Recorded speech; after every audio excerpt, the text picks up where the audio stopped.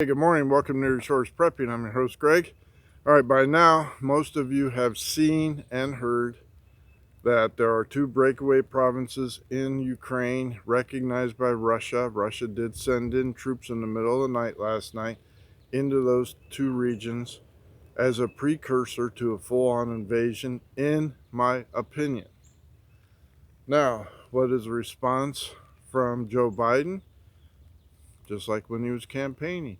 He called it an early day, put a lid on it. No news conferences, press releases, no statements from Joe Biden, because he was in the White House, in his apartment, eating ice cream, and went to bed early during the midst of a Russian invasion. Nothing from this idiot president.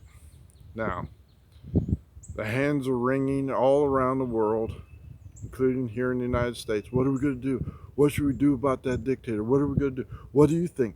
What do you think? What's going to go on? Listen, nothing is going to really be of any significance because they don't have support yet from the world and the people willing to risk their sons and daughters in defense of the Ukraine. Nothing's going to happen. They're going to talk about sanctions, and they impose two ridiculous sanctions that are meaningless.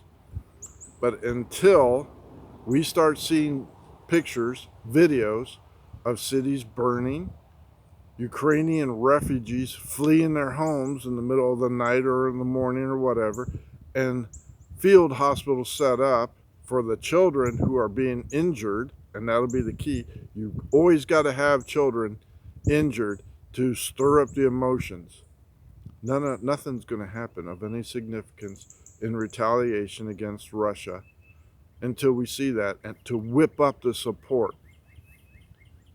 As soon as you start seeing videos of people being killed and the children crying, wanting their parents or mama, they're separated, there'll be a knee-jerk reaction. We've got to do something. We've got to send our sons and daughters into harm's way to stop this brutal dictator from reforming the Soviet Union and taking over Europe. That'll happen.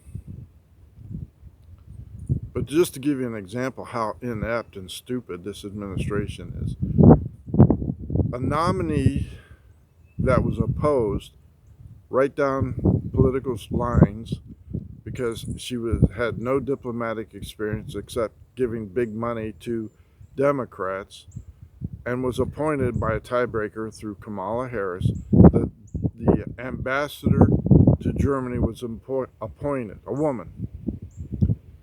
And during her photo op session, she was asked to stand next to the American and German flag for a photo op, welcoming her as the new ambassador. She could not identify the German flag. She had to be told and pointed to which flag to stand next to. That's how stupid these people really are. So this ambassador woman handed in her credentials, presented her credentials to the German people, and promptly left. Asked to catch a ride with Vice President Harris, who embarrassed herself so badly in front of the European nations. She got on her plane, Air Force Two, and said, "I'm out of here. I've said all I can say." She wouldn't even allow the ambassador, the newly appointed ambassador to Germany, which she broke the tie to get her appointed, right on Air Force Two. This German ambassador had to fly commercial from Germany back to the United States. That's how much they think of her. That's how much they think of Ukraine, with no statements, putting a lid on it. Nothing is going to happen, and then look out. That's just my opinion. You have to wait. You have to stir up the emotions of the people to commit their sons and daughters all across Europe as well into taking on Russia.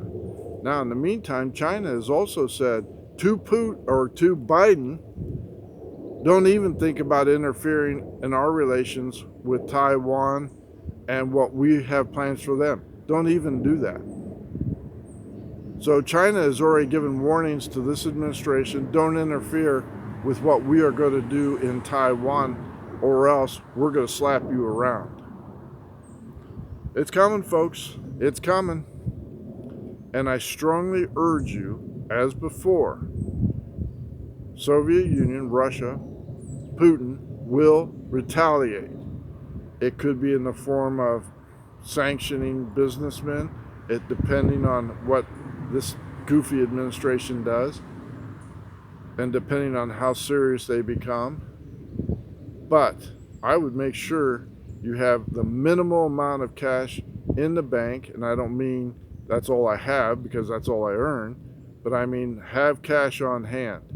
Hold some back.